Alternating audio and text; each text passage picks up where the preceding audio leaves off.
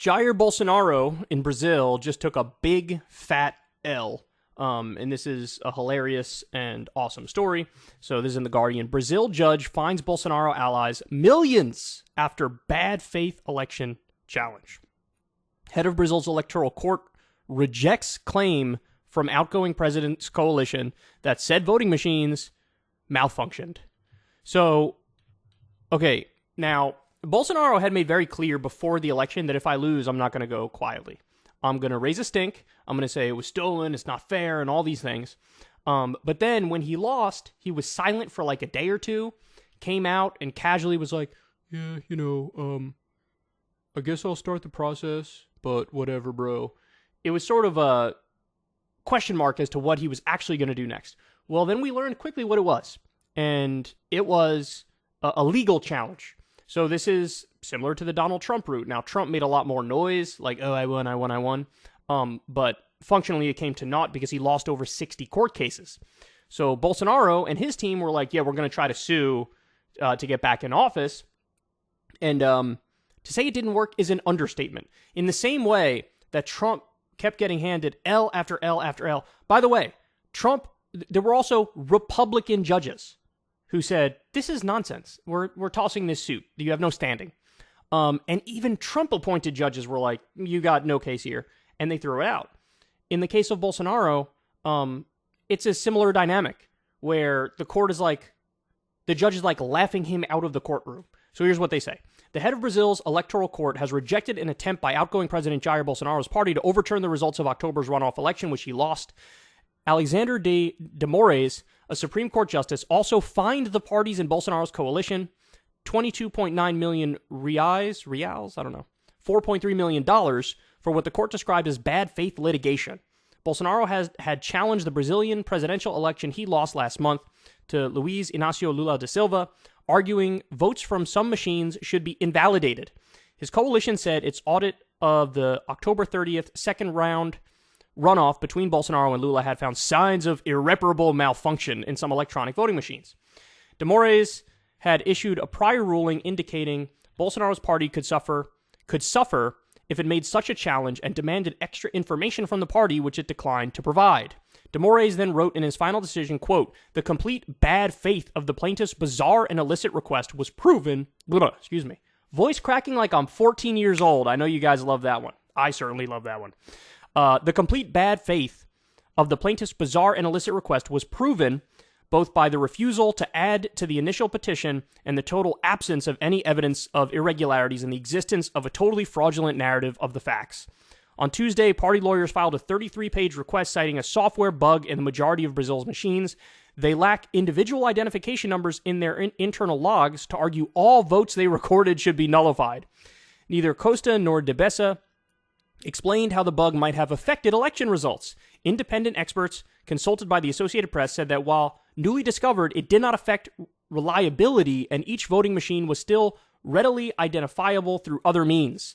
In his ruling on Thursday, De Moraes noted the same. He also wrote that the challenge to the vote appeared aimed at incentivizing anti-democratic protest movements and creating tumult, and ordered an investigation of the president of Bolsonaro's party, Valdemar Costa.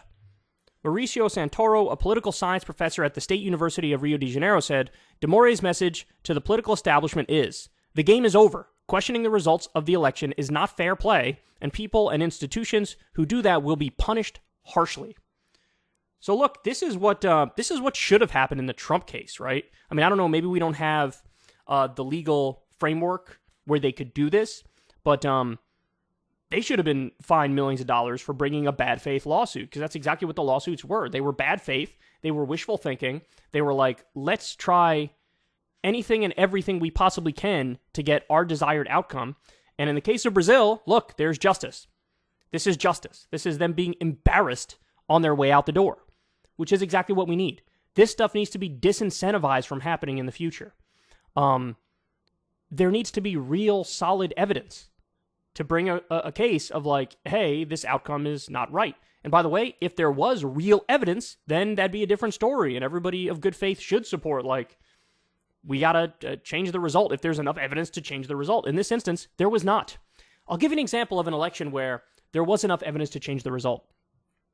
In the 2000 election, it came down to the state of Florida. In the state of Florida, they declared George W. Bush the winner. Now, Jeb Bush was the governor of Florida, George W. Bush's brother. There were some lawsuits that went all the way to the Supreme Court. The Supreme Court said, stop the recount because it's casting illegitimacy and doubt on George W. Bush's victory in the election. So they stopped a recount mid-recount after what was called the Brooks Brothers riot. And the Supreme Court decided, led by Antonin Scalia, we got to stop the count. Now, after that election, there were some media outlets that decided, well, let's actually see what went on in the Florida election. I don't know if it was the Washington Post or the New York Times who led the charge here, but they did a recount every which way imaginable. So in other words, they did what was called the dimpled chads. Back then, you voted and you had to punch through these cards, and the little hole was called the chad. And so you would punch through it, and if there was a dimple in the chad, does that count as a vote for the person where there's the dimple? If the chad is not falling out but hanging, does that count? So there were dimpled chads, hanging chads, there were all these things that were going on. Every which way they did the recount, Al Gore won. Every which way they did the recount, Al Gore won. So that's an example of an election where if there was, a legal challenge over it, it would have been fair, after all the evidence was seen and the recount was done, to go, oh, actually, Al Gore won this, so therefore he'd be president of the U.S. That's a fair election challenge. What is not a fair election challenge is what Trump did, where there's zero evidence. They had all these preposterous claims. I mean, you had idiots claiming that the Smartmatic voting machines, or one of the other voting machines, was hacked by Venezuela and Hugo Chavez, and Hugo Chavez is fucking dead. He's dead.